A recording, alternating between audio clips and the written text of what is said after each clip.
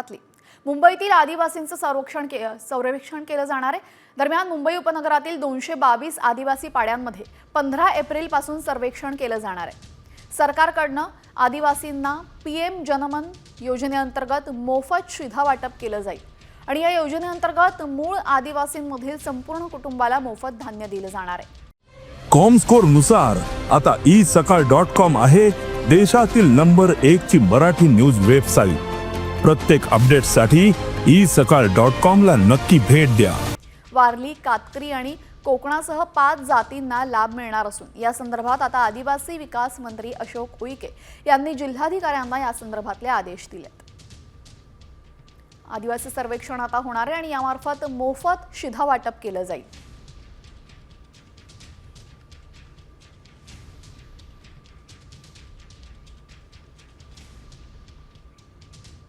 अभिनेता सुशांत सिंह राजपूत मृत्यू प्रकरणासंदर्भातल्या महत्त्वाच्या 5 बातम्या आपण पाहूयात। अभिनेता सुशांत सिंह राजपूत प्रकरणामध्ये सीबीआयने क्लोजर रिपोर्ट दाखल केलाय। अभिनेता सुशांत सिंहची आत्महत्याच असल्याचं सीबीआयच्या या क्लोजर रिपोर्टमध्ये म्हटलंय। त्यामुळे आता रिया चक्रवर्तीला क्लीन चिट मिळालेली आहे।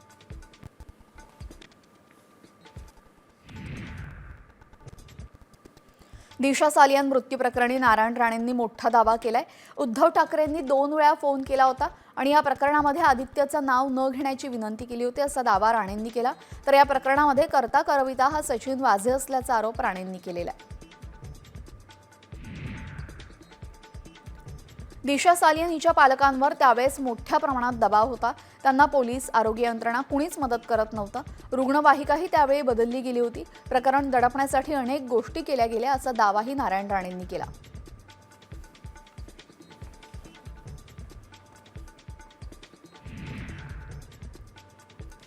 तर राणेंच्या आरोपांवर आदित्य ठाकरेंनी खोचक टीका केलेली आहे। मी कचऱ्यावर लक्ष देत नाही, माझ्यावर घाण आरोप करायचे, त्यांना पगार मिळतो असं आदित्य ठाकरे म्हणाले।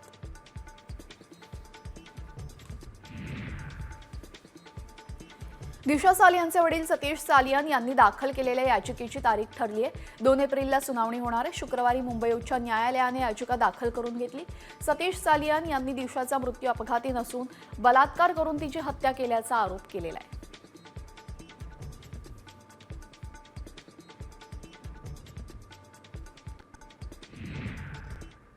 यानंतर आपण महत्त्वाच्या बातम्या पाहूयात वेगवान स्वरूपात। दिल्ली हायकोर्टाचे न्यायाधीश यशवंत वर्मा यांच्या घरात 4 ते 5 पोती जळालेल्या नोटा आढळल्यात। सुप्रीम कोर्टानं नोटांचा व्हिडिओ जारी केलेला आहे। यशवंत वर्मांच्या घराला आग लागली होती आणि या आगीत त्यांच्या घरात जळालेल्या नोटा सापडल्याची चर्चा होती। मात्र अग्निशामक दलाच्या अधिकाऱ्यांनी नोटा सापडल्या नसल्याचा खुलासा केलेला।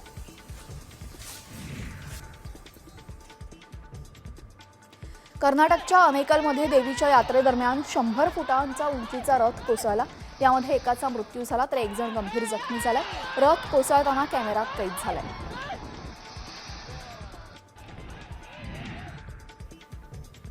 प्रशांत कोरटकरचा पासपोर्ट पोलिसांनी जप्त केला। कोरटकरच्या घरी तपासासाठी गेलेल्या कोल्हापूर पोलिसांनी त्याचा पासपोर्ट ताब्यात घेतला।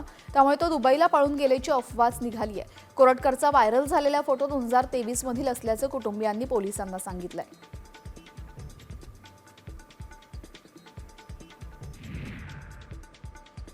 इंस्टाग्रामवर औरंगजेबाचं स्टेटस ठेवणं एका 23 वर्षीय तरुणाला महागात पडलंय। नागपूर ग्रामीण पोलिसांनी या तरुणावर गुन्हा दाखल करत त्याचा मोबाईल जप्त केला। दिव्यम बैस असं त्याचं नाव असून गुन्हा दाखल झालेला तरुणाचं ते नाव आहे। नागपुरात सोमवारी झालेल्या हिंसाचार प्रकारामध्ये पोलिसांकडून आता सोशल मीडिया मॉनिटरिंग सुरू करण्यात आलेलं आहे।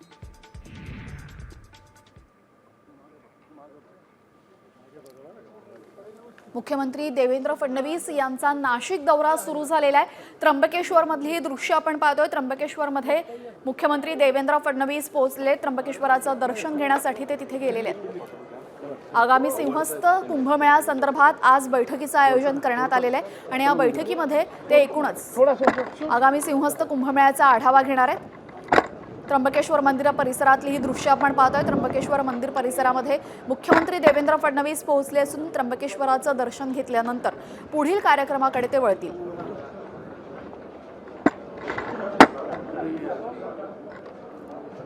मुख्यमंत्रीपदाची शपथ घेतल्यानंतर पहिल्यांदाच देवेंद्र फडणवीस नाशिक दौऱ्यावर गेलेले आहेत। नाशिक हा अत्यंत महत्त्वाचा जिल्हा अनेक अर्थांनी ठरतोय, कारण की आगामी सिंहस्थ कुंभमेळा लवकरच आहे आणि या कुंभमेळ्यासंदर्भात मुख्यमंत्री देवेंद्र फडणवीस आज बैठक घेणार आहे प्रशासनासोबत। यासोबतच अजूनही नाशिकचं पालकमंत्री पद जाहीर झालेलं नाहीये, त्यावरनं सुद्धा मोठा वादंग रंगलेला आहे। त्या संदर्भातही आज काही चर्चा होणार का हे पाहणं महत्त्वाचं ठरेल।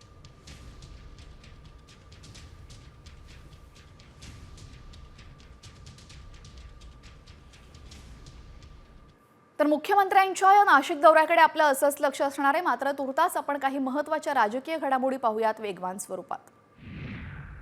गुढीपाडव्याच्या आधी मनसे पक्षामध्ये अंतर्गत बदल होण्याची शक्यता आहे आणि त्याच पार्श्वभूमीवर मनसेची आज मुंबईत महत्त्वाची बैठक आयोजित करण्यात आली आहे। रवींद्र नाट्य मंदिरात होणाऱ्या बैठकीमध्ये सर्व पदाधिकारी उपस्थित राहणार आहेत। पक्षाच्या संघटनात्मक बदलांवर चर्चा होणार असल्याची माहिती मिळते।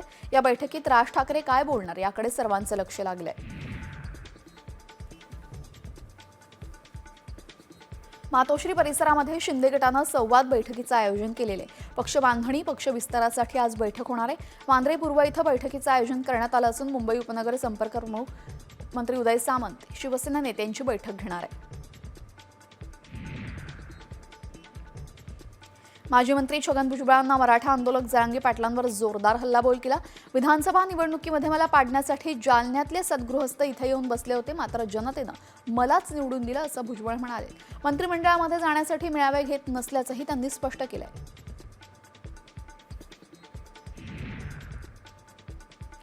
मराठा आरक्षणाच्या मुद्द्यावरनं जरांगे पाटील पुन्हा एकदा आक्रमक झालेत। आरक्षणासाठी मुंबईला जाण्याचा निर्णय अचानक घेणार असल्याचा इशारा त्यांनी दिलाय। प्रत्येक गावामध्ये मराठा सेवकाची नियुक्ती करणार असल्याचंही त्यांनी जाहीर केलेलं आहे।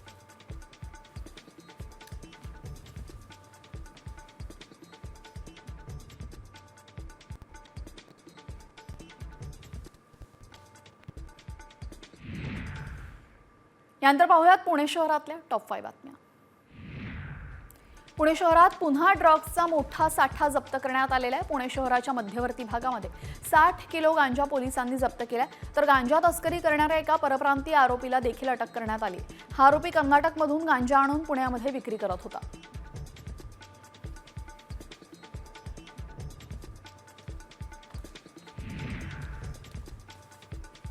सोशल मीडियावर धार्मिक तेढ निर्माण करणारी आक्षेपार्ह पोस्ट करणाऱ्या युवकावर लोणावळ्यात गुन्हा दाखल झालाय। दोन समाजात तेढ निर्माण करणारा हा प्रकार असल्याने पोलिसांनी याची तात्काळ दखल घेत शांतता भंग करण्याचा प्रयत्न करण्याची माहिती पोलिसांना द्या असं आवाहन केलेलं आहे।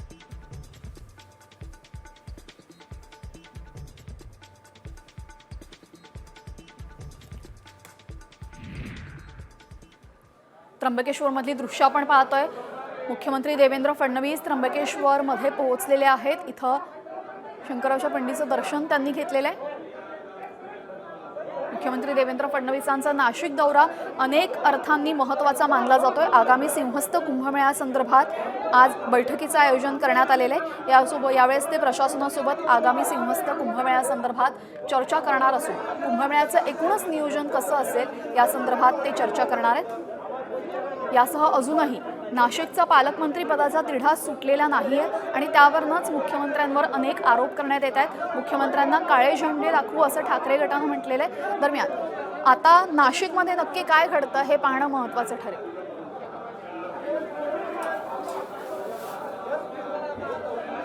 त्र्यंबकेश्वर मधून दृश्य आपण लाईव्ह पाहतोय।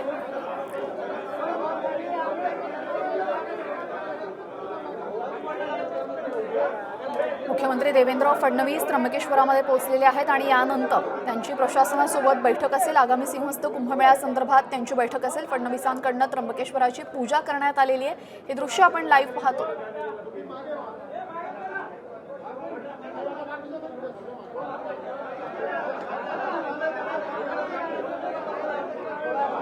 काही दिवसांपूर्वीच प्रयागराजमध्ये कुंभमेळा पार पडला आणि याच कुंभमेळ्यानंतर आता नाशिकमध्ये सिंहस्थ कुंभमेळा पार पडणार आहे। सिंहस्थ कुंभमेळ्यासाठी सुद्धा मोठ्या प्रमाणात भाविक नाशिकमध्ये पोहोचत असतात। लाखोंच्या संख्येने दररोज भाविक कुंभमेळ्यामध्ये सहभागी होत असतात आणि त्यासाठी प्रशासनाची तयारी नक्की कशी झालेली आहे या संदर्भात आढावा घेण्यासाठी आज मुख्यमंत्री देवेंद्र फडणवीस नाशिकमध्ये पोहोचलेले। नाशिकमध्ये पोहोचल्या त्यांनी त्र्यंबकेश्वराचं दर्शन घेतलेले आणि यानंतर प्रशासनासोबत बैठक घेत ते आगामी सिंहस्थ कुंभमेळ्यासंदर्भात आढावा घेतील।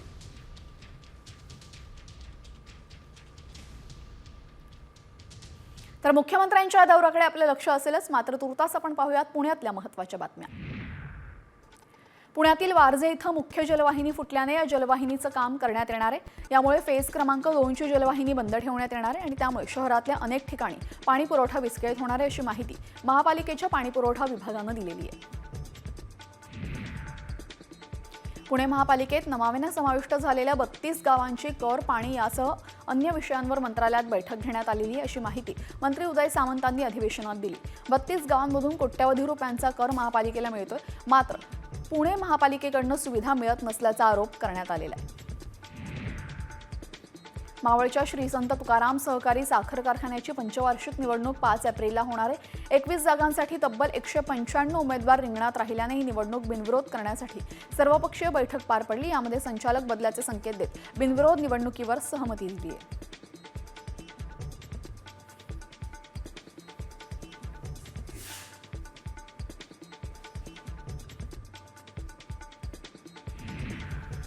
यानंतर पाहूयात मुंबईतल्या टॉप 5 बातम्या।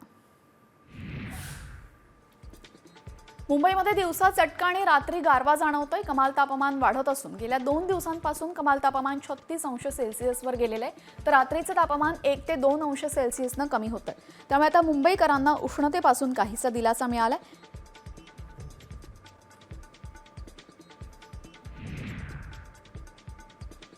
कडक उन्हामुळे मुंबईला पाणीपुरवठा करणाऱ्या धरणातील पाणीसाठा झपाट्याने आटत चाललेला आहे। त्यामुळे आता भातसा आणि अप्पर वैतरणा धरणातील राखीव पाणीसाठा घेण्याची परवानगी मुंबई महापालिकेनं राज्य सरकारकडे मागितली आहे। तशा आशयाचं पत्रच पालिका प्रशासनाला पाठवलंय।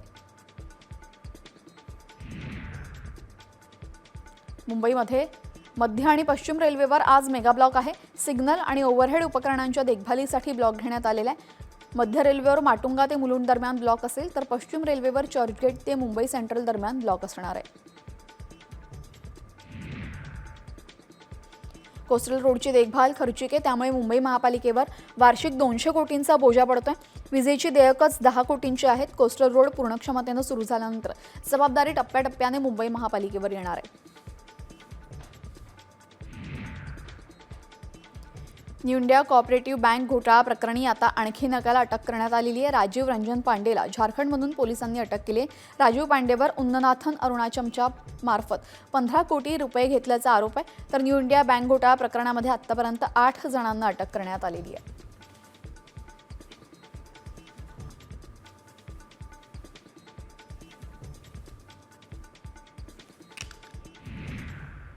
आता पाहूयात विदर्भातल्या टॉप 5 बातम्या। अकोल्यातील एका सायकल दुकानामध्ये घबाड सापडलंय। गोरक्षण रोडवरील एका सायकल विक्रीच्या दुकानातून तब्बल 1.25 कोटी पोलिसांनी जप्त केले। ही रक्कम हवालाची असल्याचा संशय पोलिसांना आहे, तर अधिक तपास करण्यासाठी सायकल दुकानदार दीपक घुगेला अटक करण्यात आली आहे। बाजारात आवक वाढल्याने टोमॅटोचा बाजारभाव घसरलाय। टोमॅटोला केवळ 2.5 रुपये किलो दर मिळतोय, त्यामुळे शेतकऱ्यांना मोठा आर्थिक फटका बसलाय। अकोल्यातील तेल्हाराच्या दानापुरातील संजय येऊळ या शेतकऱ्याचं मोठं नुकसान झालंय। अमरावतीमध्ये श्री संत अच्युत महाराज हार्ट हॉस्पिटलच्या नव्या इमारतीचं उद्घाटन केंद्रीय मंत्री नितीन गडकरींच्या हस्ते करण्यात आलं। हृदयाची शस्त्रक्रिया करून सुमारे 65,000 नागरिकांना जीवनदान देण्याचं कार्य केल्याबद्दल गडकरींनी विश्वस्तांचे आभार मानलेत। यवतमाळच्या गाळयुक्त शिवार योजनेच्या राज्यस्तरीय पोर्टलचं उद्घाटन झालं। मृदा व जलसंधारण विभागाच्या गाळमुक्त धरण, गाळयुक्त शिवार आणि नाला खोलीकरण या रुंदीकरण या महत्त्वाकांक्षी योजनेसाठी हे पोर्टल सुरू झालेलं आहे। बुलढाण्याच्या ज्ञानगंगा अभयारण्यातील सर्व पाणवठे आटलेले आहेत, त्यामुळे प्राण्यांचे मोठे हाल होत आहेत। हिंस्र प्राणी पाणी पिण्यासाठी जंगलाबाहेर पडतील आणि मानवी जीवाला धोका निर्माण होऊ शकतो, त्यामुळे जंगलातील पाण्याची सोय करावी अशी मागणी वन्यजीव संघटनेनं केलेली आहे।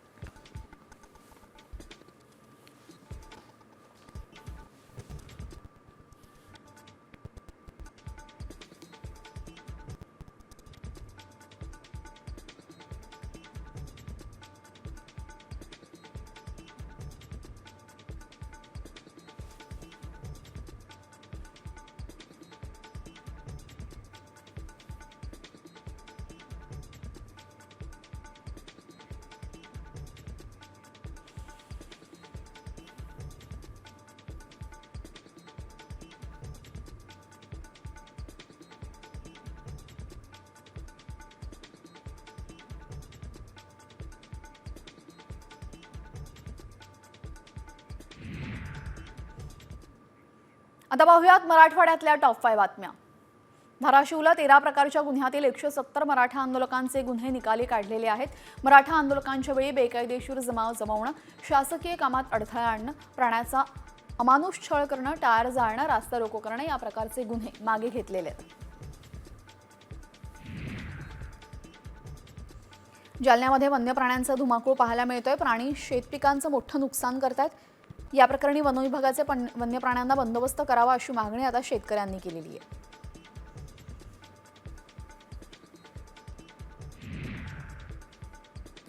जालन्यात वन्य प्राणी धुमाकूळ घालतायत. उन्हाळी कांदा पिकासह इतर शेती पिकांचं मोठं नुकसान झालंय. नीलगाय, हरण या वन्य प्राण्यांचा वावर वाढला असल्यामुळे शेतकऱ्यांच्या कांदा, गहू पिकाचं मोठं नुकसान होत आहे. या वन्य प्राण्यांचा विभागाने बंदोबस्त करावा अशी मागणी शेतकऱ्यांकडून होतीये.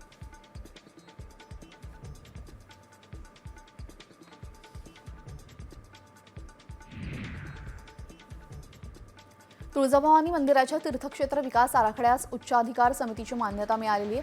अंतिम मान्यतेसाठी मुख्यमंत्र्यांच्या अध्यक्षतेखालील शिखर समितीकडे प्रस्ताव देण्यात आलाय अशी माहिती तुळजाभवानी मंदिर संस्थानाचे विश्वस्त आमदार राणा जगजितसिंह पाटील यांनी केलेली आहे.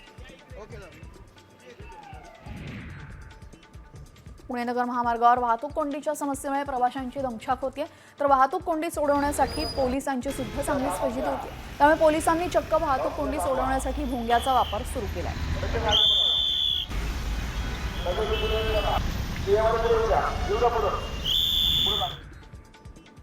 आपल्या आजूबाजूला मधुमेहाचे रुग्ण आढळतात. मात्र आता चक्क कुत्र्यांना मधुमेह झाल्याचं समोर आलंय आणि त्याला कारण ठरलाय देवाचा प्रसाद. नेमकं कुठं घडतंय पाहूयात यावरचा स्पेशल रिपोर्ट. शिर्डीत कुत्र्यांना मधुमेह, भाविकांचा प्रसाद, कुत्र्यांसाठी जीवघेणा. गोड खाऊन कुत्र्यांना मधुमेह, डॉक्टर्स हैराण. शिर्डीत साईबाबांच्या दर्शनासाठी येणाऱ्या कोट्यवधी भाविकांमुळे मंदिर परिसर नेहमीच गजबजलेला असतो. इथं येणारा भाविक श्रद्धेपोटी कुत्र्यांना मायेनं प्रसादातील गोड पदार्थ खाऊ घालतात. मात्र हीच माया आता कुत्र्यांच्या आरोग्यासाठी हानिकारक ठरताना दिसतेय. शिर्डीतील साई मंदिर परिसरातील कुत्रे लठ्ठ होताना दिसतात. त्यामुळे प्राणीप्रेमींमध्ये आता एक वेगळीच चर्चा सुरू झाली आहे. शिर्डीतील कुत्री कमालीची लठ्ठ, सुस्तावलेले, त्वचा रोगानं ग्रासलेली आहे. भाविकांना देण्यात येणारा मोफत बुंदी प्रसाद भाविक कुत्र्यांनाही देतात. मंदिर परिसराबाहेर पेढे, खडीसाखर यासारखे अतिगोड पदार्थ कुत्रे खातात. अनावश्यक साखर कुत्र्यांच्या पोटात जाऊन कुत्री लठ्ठ झाल्याचं निरीक्षण आहे. व्यावसायिकही वाढत्या कुत्र्यांच्या संख्येनं आता त्रस्त आहेत. कुत्र्यांमध्ये डायबिटीस होतो. तर कुत्र्यांमध्ये 2 प्रकारचे डायबिटीज असतात. Diabetes insulin dependent, insulin non dependent, म्हणजेच टाईप 1, टाईप 2. तर जास्तीत जास्त टाईप 1 प्रकाराचा डायबिटीस आपल्या श्वानांमध्ये होत असतो. शिर्डीत तशी भटक्या कुत्र्यांची संख्या मोठ्या प्रमाणावर आहे. मुळातच साईबाबांनी आपल्या हयातीत मुक्या प्राण्यांची सेवा केली. भिक्षेत मिळणारं अन्न ते पक्षी प्राण्यांबरोबर वाटून खात आणि हाच भाव मनात ठेवून भाविक आपल्याकडील प्रसाद इथल्या कुत्र्यांना खायला देतात. मात्र भूतदयेतून केलेली ही भाविकांची कृती कुत्र्यांच्या जीवावर उठली आहे. त्यामुळे भाविकांनी तारतम्य राखत आता कुत्र्यांना मधुमेही होण्यापासून